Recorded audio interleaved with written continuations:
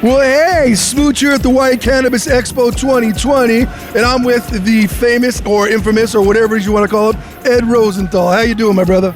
Good. I'm happy to be here. You are always a joy to talk to. We met a couple years ago, and in that interview, you told me if I lost some weight, you would come on our show when we do an episode.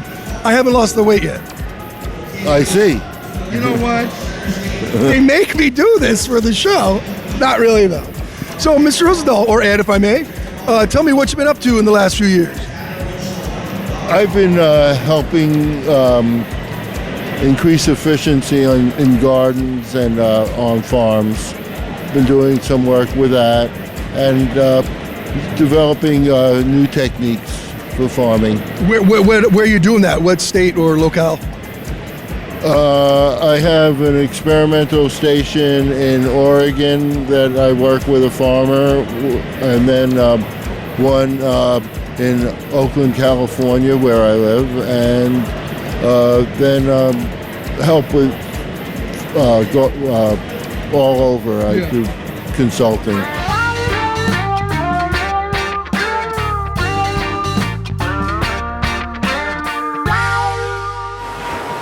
About 75% of the California counties don't permit. Oh, really? Yeah, it's a real problem. It fractionalizes California. You're legal in one area and you're not legal in another area. I think everybody in the state should have the same rules.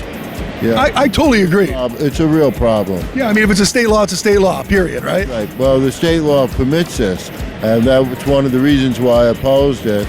And also, I think that the whole taxation system can't work. It's doomed to failure. And in a paragraph, I can tell you why in a paragraph. In almost everything that we buy, every consumer item is built from a hub and spoke system. And what I mean by a hub and spoke system is it's manufactured at a central location and then distributed. Your clothing, this microphone, everything around us, the cars. So, but marijuana is different. It actually comes from a network system. And so there are any number of small producers and any number of consumers who have choices of where to purchase. And it's very difficult to prevent that kind of system or to stop it. And as an example, I'll give the 70 years of prohibition of marijuana, where it went from an estimated 50,000 users to 50 million users before legalization started happening. Oh, yeah. So that kind of so you can't really stop a network system. And that's why there are problems in California. And that makes sense because even the network system even breaks down from the seed, from genetics to even the soil to it's not just the making and the selling of the thing. It's like almost like making the thread to the sewing. It's the whole thing. That's right. And then there are all kinds of variations on it.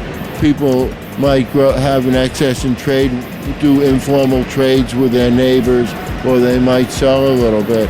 So it's very difficult to stop a network system. Yeah. I'm at the Hawaii Cannabis Expo! Can I switch a little bit to the Expo? How many years have you been coming here to the Hawaii Cannabis Expo? 4 or 5. I think you've been here since the beginning, right? Yes. Yeah. Yes. And how have you seen it grow or change as far as vendors, quality, guests? How has it evolved over the years? It's maturing, and what I mean by that it's maturing is that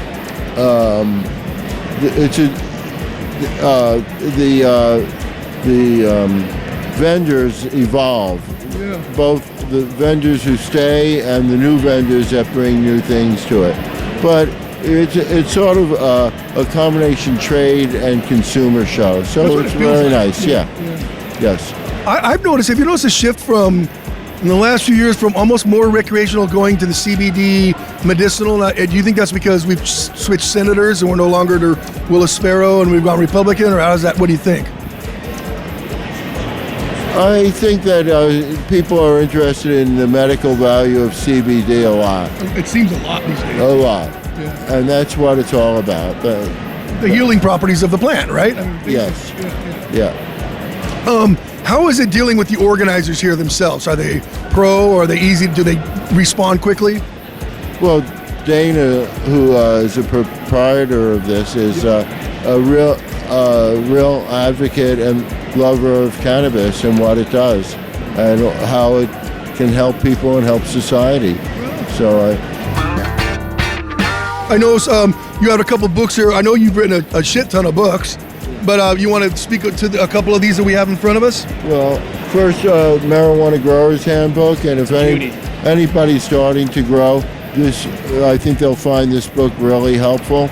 And then I want to mention that after you've grown for a while, if you read the book again, you get a different information that you probably passed over or didn't understand. Because you glossed over, didn't make sense earlier. Right. It's sort of like reading an instruction booklet before you've had a camera or some appliance, and then 6 months later. Yeah. So a lot of people forget that they should read it a second time after they've grown a bit. So. Right on. And what else we got here? We got Beyond Buds? Harvest. And what's this one? Harvest? Harvest, and this book is just about harvesting. Harvest. Trimming? Yeah, the whole thing. And it presents totally new ways of doing things and has a lot of real information rather than just myths and, conventional wisdom. So I think people who are serious about growing and who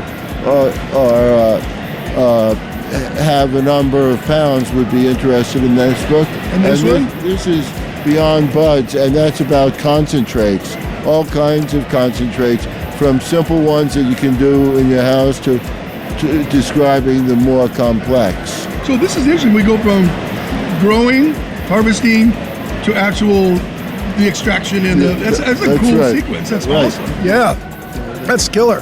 Yeah, those are three of the books. I also have books on pest and disease control. So can I ask you, what's next for Ed Rosenthal? Where are we going to see you next year? What do you, is it the new strains you're working on in the farms? I mean, or we got another book coming? Well, I'm redoing Marijuana Growers Handbook because things constantly change. I want to fix that book up. Can you tell the audience where they can find your books online and how they can get a hold of you if they need to? Oh, they can just look the books up and they'll find it in many places. You know online. what? That's what you get when you're famous like Ed Rosenthal. Me, you're just smoochy. All right, brother. Let's give him a be cool, be cool. Be cool. Be cool and have a great time. Aloha. Aloha.